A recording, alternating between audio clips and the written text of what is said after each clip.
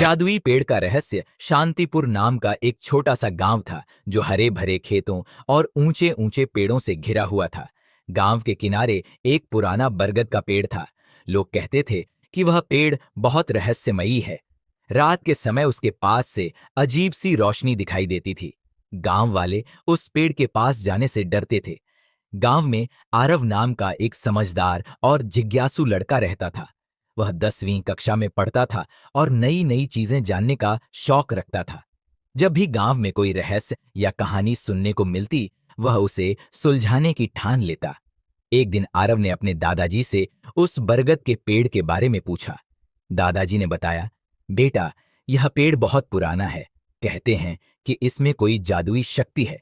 जो भी सच्चे दिल से कुछ मांगता है, उसकी इच्छा पूरी हो जाती है।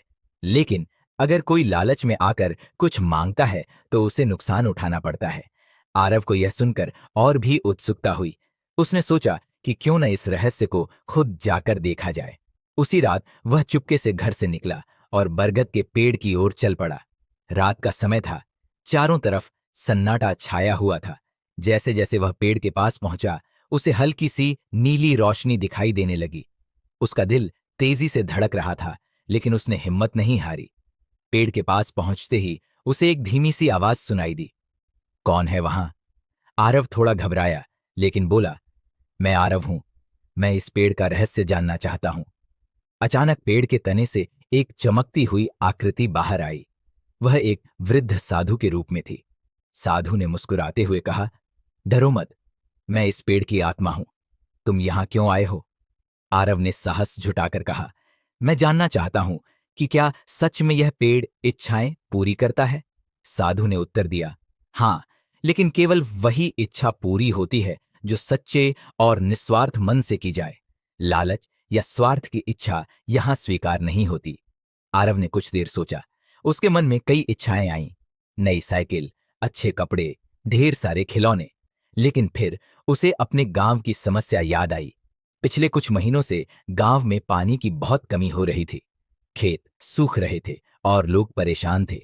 आरव ने आंखें बंद की और कहा, हे पेड़ देवता, अगर आप सच में इच्छाएं पूरी करते हैं तो हमारे गांव में पानी की कमी दूर कर दीजिए, ताकि सभी किसान खुश रहें।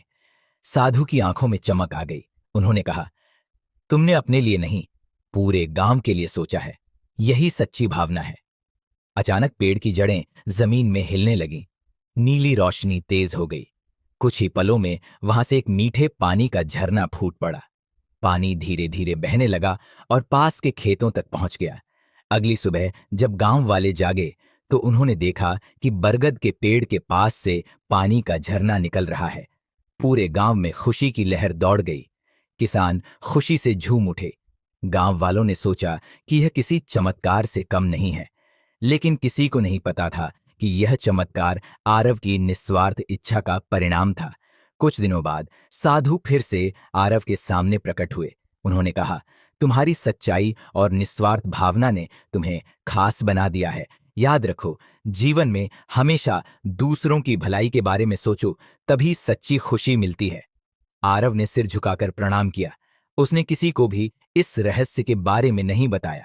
वह जानता था कि असली जादू पेड़ में नहीं, बल्कि इंसान के अच्छे दिल में होता है। धीरे धीरे गांव समृद्ध होने लगा। पानी की समस्या खत्म हो गई। लोग खुशहाल जीवन जीने लगे। बरगद का पेड़ अब भी वहीं खड़ा था, लेकिन अब लोग उससे डरते नहीं थे। वे उसे सम्मान से देखते थे। समय बीतता गया। आरव बड़ा होकर एक समझदार और दयालु व्यक्ति बना। उसने हमेशा दूसरों की मदद की और गांव के विकास के लिए काम किया। जब भी कोई उससे उसकी सफलता का राज पूछता, वह बस मुस्कुरा देता। इस कहानी से हमें यह सीख मिलती है कि सच्ची खुशी अपने लिए नहीं, बल्कि दूसरों के लिए कुछ करने में है। अगर हमारा दिल साफ और निस्वार्थ है तो जीवन में हर मुश्किल आसान हो जाती है।